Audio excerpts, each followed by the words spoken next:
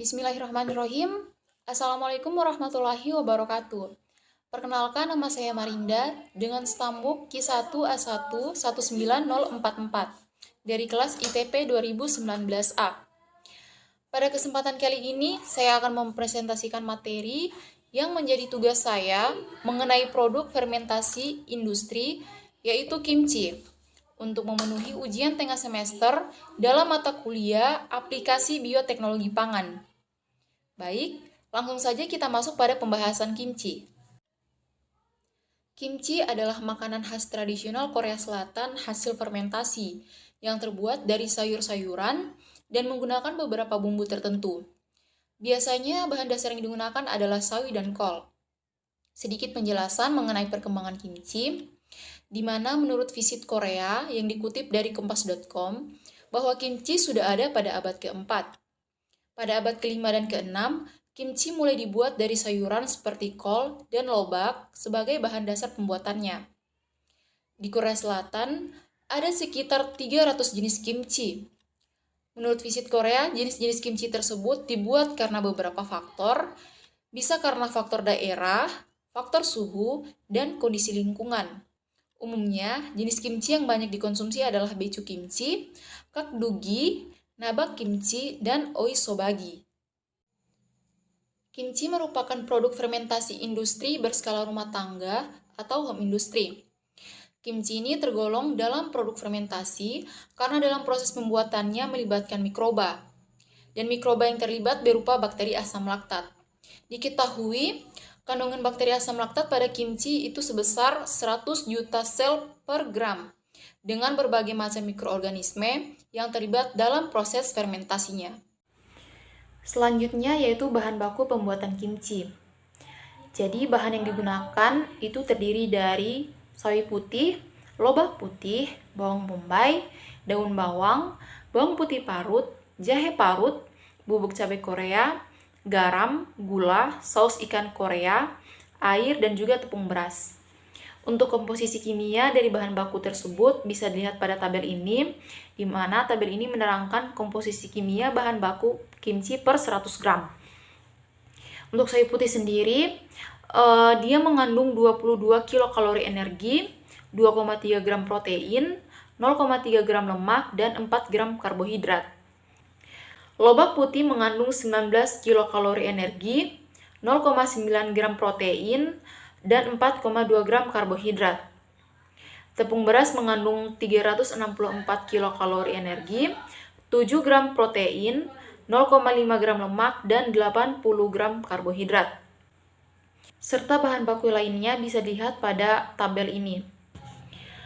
Slide selanjutnya yaitu komposisi produk fermentasi kimchi, di mana untuk komposisi kimchi sendiri sudah disebutkan sebelumnya pada bahan baku pembuatan kimchi, di mana terdiri dari sawi putih, lobak putih, dan sebagainya. Kemudian di sini bisa dilihat ada nilai gizi kimchi. Tabel ini menerangkan nilai gizi kimchi per 100 gram. Jadi, untuk ukuran porsi 100 gram kimchi itu mengandung energi sekitar 93 kJ, kemudian mengandung kalori sekitar 22 kilokalori, mengandung 1,73 gram protein, 4,16 gram karbohidrat, 1,3 gram serat, 1,83 gram gula, kemudian mengandung 0,32 gram lemak. Untuk lemak jenuh terkandung sebanyak 0,47 gram, lemak tak jenuh ganda sekitar 0,147 gram, dan lemak tak jenuh tunggal sebesar 0,045 gram. Kemudian mengandung juga 645 mg sodium dan 258 gram kalium. Baik, kita beralih pada diagram alir pembuatan kimchi. Pada pembuatan kimchi ini terjadi dua proses pencampuran. Pencampuran pertama itu untuk menghasilkan pasta kimchi. Jadi pada pencampuran pertama ini diawali dengan menghaluskan seluruh bahan baku terkecuali sawi dan garam. Setelah dihaluskan, bahan-bahan tersebut dimasukkan ke dalam satu wadah. Selanjutnya yaitu pemasakan tepung beras dengan air. Pemasakan ini dilakukan hingga tepung beras menjadi seperti bubur. Selanjutnya, jika sudah menjadi bubur, dimasukkan lagi ke dalam wadah yang sama dengan bahan-bahan yang telah dihaluskan, diaduk hingga rata hingga menjadi pasta kimchi. Proses pencampuran yang kedua yaitu sawi dan garam. Pada pencampuran dua ini diawali dengan pencucian sawi hingga bersih, lalu dilakukan proses trimming atau pemotongan dengan ukuran yang dikehendaki. Lalu ditambahkan garam untuk dilangsungkan proses penggaraman. Proses penggaraman sendiri dilakukan selama 4-6 jam. Setelah itu dilakukan pencucian sekitar 3 kali untuk menghilangkan sisa-sisa garam. Lalu ditiriskan. Selanjutnya, bahan-bahan pada pencampuran 2 dibaluri dengan pasta kimchi yang dibuat pada pencampuran pertama. Setelah dibaluri dengan rata secara keseluruhan, maka dilangsungkan proses fermentasi yaitu selama 2 kali 24 jam dan dihasilkanlah kimchi. Selanjutnya yaitu mikroorganisme yang berperan dalam fermentasi kimchi. Jadi, mikroorganisme yang berperan dalam fermentasi kimchi ini adalah bakteri asam laktat. Bakteri asam laktat merupakan kelompok bakteri gram positif yang tidak membentuk spora dan dapat membentuk kokus, kokobasili, atau batang. Katalase negatif, non-motil atau sedikit motil, mikroaerofilik sampai anaerob. Toleran terhadap asam, kemoorganotrofik, dan membutuhkan suhu mesofilik dan bisa memfermentasikan karbohidrat untuk menghasilkan asam laktat. Bakteri asam laktat yang diketahui ada pada kimchi yaitu Leuconostoc mesenteriodes, Leuconostoc pseudomesenteriodes, Lactobacillus lactis, Lactobacillus brevis, dan Lactobacillus plantarum. Kurang lebih seperti inilah gambar-gambar dari mikroorganisme yang berperan dalam fermentasi kimchi. Selanjutnya adalah faktor-faktor yang mempengaruhi pertumbuhan bakteri asam laktat. Faktor pertama yang mempengaruhi pertumbuhan bakteri asam laktat adalah suhu, di mana bakteri asam laktat sendiri memiliki rentang suhu optimum sekitar 37 derajat Celcius sampai 42 derajat Celcius. Jadi suhu ini dapat mempengaruhi mikroba dalam dua cara yang berlawanan. Di mana yang pertama adalah apabila suhu naik, maka kecepatan metabolisme naik dan pertumbuhan dipercepat. Sebaliknya, apabila suhu turun, maka kecepatan metabolisme akan menurun dan pertumbuhan diperlambat. Dan apabila suhu naik atau turun secara drastis, tingkat pertumbuhan akan terhenti, kemudian komponen sel menjadi tidak aktif dan rusak, sehingga sel-sel menjadi mati. Faktor kedua yaitu suplai nutrisi. Jadi, bakteri asam laktat ini juga membutuhkan nutrisi untuk pertumbuhannya. Nutrisi yang dibutuhkan bakteri asam laktat ini meliputi sumber karbon, sumber nitrogen, sumber energi, dan faktor pertumbuhan seperti mineral dan vitamin. Nutrisi tersebut digunakan untuk membentuk energi dan menyusun komponen sel. Selanjutnya yaitu keasaman atau kebasaan. Jadi setiap organisme memiliki kisaran pH masing-masing dan memiliki pH optimum yang berbeda-beda. Dan untuk bakteri asam laktat sendiri, dia dapat tumbuh pada pH dalam keadaan asam, yaitu pada pH 2 sampai 6,5. Faktor selanjutnya yaitu keadaan aerob atau anaerob. Fermentasi asam laktat itu dapat berlangsung pada kondisi aerob maupun fermentasi anaerob. Pada kondisi anaerob, proses fermentasi menghasilkan produk utama berupa asam laktat, sehingga pertumbuhan biomasa berlangsung lambat dan cenderung stasioner. Selanjutnya yaitu proses metabolisme kimchi. Jadi, proses metabolisme kimchi ini diawali dengan perombakan selulosa menjadi glukosa dengan bantuan enzim selulase. Selanjutnya, glukosa mengalami proses glikolisis yang diawali dengan glukosa dirombak menjadi glukosa 6-fosfat dengan bantuan ATP menghasilkan energi ADP. Selanjutnya glukosa 6-fosfat dirombak lagi menjadi fruktosa 6-fosfat juga dengan bantuan ATP dan menghasilkan ADP. Dari fruktosa 6-fosfat dirombak kembali menjadi 2-gliseraldehid 3-fosfat dan dihasilkanlah asam pirufat. Kemudian asam pirufat ini direduksi menjadi asam laktat. Kemudian asam pirufat mengalami proses siklus TCA atau siklus Krebs yang kemudian menghasilkan energi. Energi yang dihasilkan ini diantaranya adalah 2 ATP, 6 NADPH, 2 FADH, dan 4 karbon dioksida.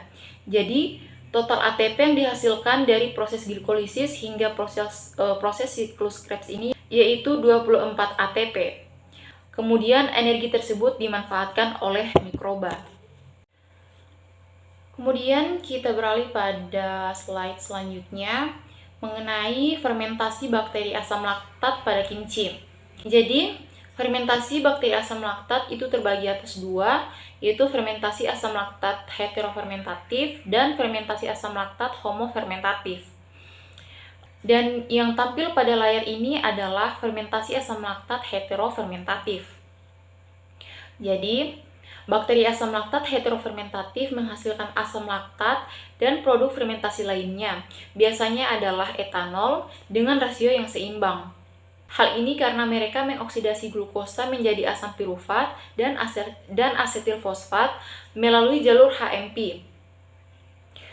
Kemudian asam pirufat direduksi menjadi asam laktat, sedangkan asetil fosfat kemudian direduksi menjadi etanol. Pada jalur ini menghasilkan 1 ATP. Reaksi keseluruhannya adalah glukosa tambah ADP tambah pirufat menghasilkan laktat tambah etanol, tambah karbon dioksida, tambah ATP. Selanjutnya yaitu fermentasi asam laktat homofermentatif. Bakteri asam laktat homofermentatif menghasilkan mayoritas asam laktat dengan sedikit produk samping, yaitu gliserol, etanol, asam asetat, format, dan karbon dioksida. Bakteri asam laktat homofermentatif mengoksidasi glukosa menjadi 2 pirufat melalui jalur IMP. Pada jalur ini menghasilkan 2 ATP. NADH yang dihasilkan pada jalur ini dipakai untuk mereduksi pirufat menjadi asam laktat. Jadi reaksi keseluruhannya adalah glukosa tambah 2 ADP tambah 2 asam pirufat menghasilkan 2 asam laktat dan 2 ATP. Kurang lebih seperti inilah gambar proses fermentasi asam laktat homofermentatif. Selanjutnya yaitu manfaat kimchi bagi kesehatan. Jadi inilah beberapa manfaat secara umum dari kimchi. Yang pertama yaitu mengandung bakteri yang ramah untuk usus. Kemudian yang kedua yaitu membantu menjaga kesehatan jantung. Jadi, kimchi ini memiliki kandungan probiotik yang tidak hanya memberikan manfaat untuk sistem pencernaan, tetapi juga mencegah penyakit jantung. Probiotik ini dapat membantu menjaga kesehatan jantung karena memiliki sifat antioksidan, antiinflamasi, dan bisa menurunkan kolesterol. Selain itu, bakteri probiotik dapat menghasilkan bahan kimia sebagai bagian dari metabolisme. Bahan kimia ini kemudian diserap ke dalam darah, lalu mengaktifkan reseptor di dalamnya untuk menurunkan tekanan darah. Manfaat selanjutnya yaitu meningkatkan sistem imun dan bersifat anti-aging. Selain mengandung probiotik, kimchi juga mengandung klorofil, fenol, karotenoid, dan vitamin C. Semua nutrisi ini memberikan manfaat bagi sistem imun dan kesehatan kulit. Vitamin C dapat mendorong sistem kekebalan tubuh lebih kuat dalam melawan infeksi. Kombinasi vitamin C dan antioksidan lainnya membantu mengurangi radikal bebas dan merangsang produksi kolagen. Kolagen ini dia merupakan protein yang dibutuhkan kulit agar tetap kenyal dan elastis. Selanjutnya yaitu berpotensi mencegah kanker. Menurut riset, senyawa yang bersifat anti kanker pada sawi yaitu beta-sitosterol dan asam linoleat.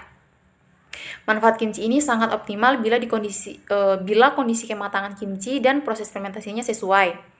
Artinya kimchi tidak terlalu matang atau masih mentah. Manfaat lainnya yaitu membantu menurunkan berat badan. Baik, itu saja yang dapat saya paparkan pada kesempatan kali ini. Semoga apa yang saya jelaskan dapat memberikan manfaat bagi teman-teman semua. Lebih kurangnya mohon dimaafkan. Saya akhiri presentasi kali ini dengan ucapan billahi taufiq wal hidayah. Wassalamualaikum warahmatullahi wabarakatuh.